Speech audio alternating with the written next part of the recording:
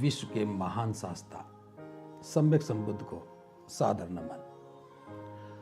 प्रबुद्ध उपासक उपासिकाओं, प्रत्येक व्यक्ति जीवन में प्रगति चाहता है, वह उन्नति चाहता है और लगातार उस दिशा में प्रयास भी करता है। लेकिन कई बार व्यक्ति ऐसे भी कार्य करता है जिससे प्रगति की बजाय पतन होने लगता है, और यह सब अज्ञानतावश होता है। कौन प्रगतिशील है, कौन पतन की ओर है, यह जानना नितांत आवश्यक है। इसको जाने बिना कोई व्यक्ति कैसे समझेगा कि वह प्रगतिशील है या पतन की ओर जाने वाला है। तो इसी विषय पर चर्चा करते हुए मैं तथागत के द्वारा दिए हुए प्राभव सूत्र पर चर्चा कर रहा हूं। एक बार तथागत अनाथ पिंडक के जैतवन विहार में ठहरे हुए थे और आधी रात बीतने के बाद रात्रि के लगभग तीसरे पहर में एक समण तथागत के सामने उपस्थित हुआ। उसके मन में जिज्ञासाएं थी। आकर के उसने तथागत को अभिवादन किया और एक और खड़े होकर के पूछा कि हे तथागत, मैं आपके समक्ष यह जानने के लिए आया हूं कि व्यक्ति के पतन के कौन कौन से कारण हैं। आपकी बड़ी अनुकंपा होगी यदि आप मुझे इसके बारे में बताएं।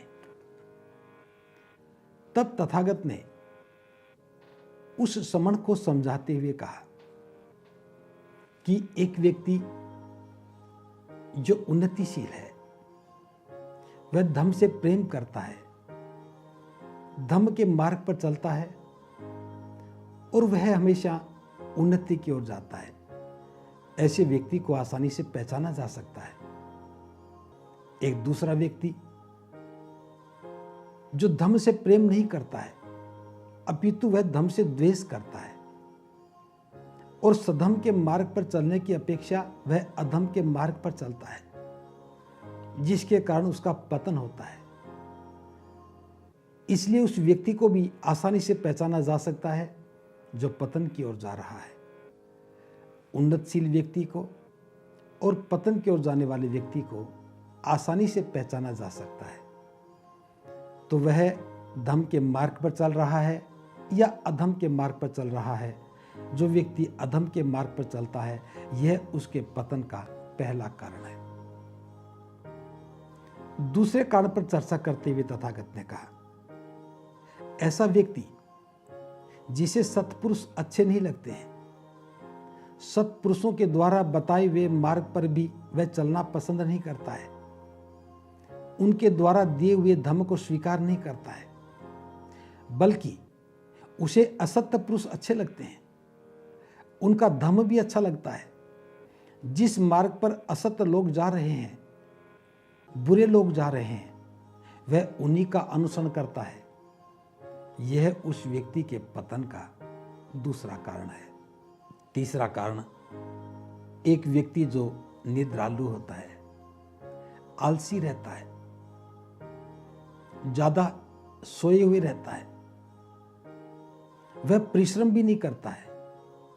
जो लोग परिश्रम करते हैं वे उसे अच्छे नहीं लगते हैं। और जो व्यक्ति आलसी होता है, निद्रालु होता है, वह क्रोधी भी होता है, बार बार क्रोध करने वाला होता है, अपने क्रोध का प्रदर्शन भी करता है। उसी क्रोध की वजह से वह लड़ता झगड़ता भी रहता है। तो ऐसा व्यक्ति जो निद्रालु है, परिश्रम से मन चुराता है, क्रोधित रहता है, यह उस व्यक्ति के पतन का तीसरा कारण है। आगे चर्चा करते हुए तथागत ने कहा, एक ऐसा व्यक्ति जिसके पास धन तो है, लेकिन उस धन से अपने माता पिता की सेवा नहीं करता है, उनका पालन पोषण भी नहीं करता है, उनकी आवश्यकताओं की पूर्ति भी नहीं करता है। इस प्रकार उसके धनवान होने का कोई अर्थ नहीं रहता है। इसलिए तथागत ने कहा, जो व्यक्ति अपने माता पिता की सेवा नहीं करता है, उनकी सहायता नहीं करता है, उनकी आवश्यकताओं की पूर्ति नहीं करता है, ये व्यक्ति के पतन का चौथा कारण है।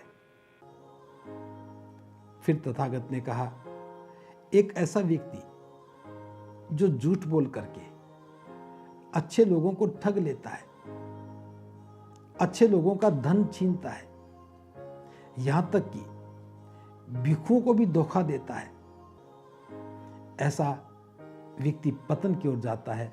और यह उस व्यक्ति के पतन का पांचवा कारण है। छठे कारण पर चर्चा करते हुए तथागत ने कहा कि एक व्यक्ति धनवान है, वह अपने कमाए हुए धन से स्वयं ही आनंदित रहता है। अपने कमाए हुए धन का उपभोग वह खुद के लिए ही करता है, अपने परिजनों को और सगे संबंधियों को थोड़ा बहुत भी सुख नहीं देता है। वह किसी भी कल्याण के काम में कोई हाथ नहीं बटाता है। उसके सुख से, उसके धनी होने से किसी को कोई लाभ नहीं होता है। ऐसा व्यक्ति पतन की ओर जाता है। तथागत ने कहा, यह व्यक्ति के पतन का छठा कारण है। फिर तथागत ने जिक्र करते हुए कहा, एक ऐसा व्यक्ति जो अपने जन्म, अपने कुल और अपने गोत्र पर अभिमान करता है, वह बार बार अपने श्रेष्ठ होने का दावा करता है कि मेरा कुल बहुत बड़ा है, मेरा कुल बहुत ऊंचा है, मैं जन्म से श्रेष्ठ हूं, मेरा गोत्र सबसे ऊंचा है। और ऐसा करते हुए वह अपने सगे संबंधियों का भी अपमान करता है। जो व्यक्ति इस प्रकार का आचरण करता है, उसका पतन होता है। यह व्यक्ति के पतन का सातवां कारण है। फिर तथागत ने कहा, एक ऐसा व्यक्ति जो नशे में फंसा है, जुआ और सट्टा भी खेलता है, लॉटरी में धन लगाता है और किसी भी प्रकार के दुराचरण को करते हुए संकोच अनुभव नहीं करता है, यह व्यक्ति के पतन का नौवां कारण है। आगे तथागत ने कहा, एक ग्रस्त व्यक्ति जो पर स्त्री गमन करता है, दुराचार और व्यभिचार करता है, उसका नैतिक पतन हो जाता है और ऐसे व्यक्ति का जीवन पतन की ओर ही जाता है। वह निरंतर पतित ही रहता है। यह पतन का 10वां कारण है। फिर तथागत ने कहा, एक वृद्ध व्यक्ति जो वृद्ध अवस्था में किसी नवयुवती को घर ले आता है, उसके कारण वह द्वेष का शिकार होता है, उसे नींद नहीं आती है, वह निरंतर दुखी रहने लगता है और इस प्रकार वह पतन की ओर जाता है। इसी द्वेष के कारण, इसी ईर्ष्या के कारण वह व्यक्ति पतनोन्मुख होता है। यह पतन का 10वां कारण है। फिर तथागत ने कहा कि एक ऐसा व्यक्ति जो अपनी संपत्ति का उत्तराधिकारी किसी ऐसी स्त्री या पुरुष को बना देता है जो फिजूल खर्ची करता है, अनावश्यक मदों पर वह धन को बर्बाद करता है, उसके द्वारा कमाई हुई संपत्ति को निरंतर नष्ट करने का काम करता है, तो यह व्यक्ति के पतन का 11वां कारण है। एक ऐसा व्यक्ति जो क्षत्रिय वंश में पैदा होता है, जो क्षत्रिय कुल में पैदा होता है, उसके पास अल्प साधन है, उसके पास किसी प्रकार की कोई शक्ति नहीं है, कोई साधन नहीं है, लेकिन वह मन में राजा बनने की इच्छा पाल ले, मन में राज करने की इच्छा पाल लेता है, तो वह निरंतर दुखी रहता है और पतन की ओर ही ग्रसित होता है। यह व्यक्ति के पतन का 12वां कारण है। तब तथागत ने कहा, हे समण, तू भी इन 12 कारणों को जान ले और इनसे बचने का उपाय जानकर इन पर विजय पा ले। जो व्यक्ति इन 12 कारणों को जानकर के इन पर विजय पा लेता है, वह निरंतर सुखी रहता है और प्रगति की ओर ही आगे बढ़ता है। प्रबुद्ध उपासक उपासिकाओं, ये जो 12 कारण तथागत ने बताए, ये जीवन निर्माण के लिए बड़े महत्वपूर्ण हैं।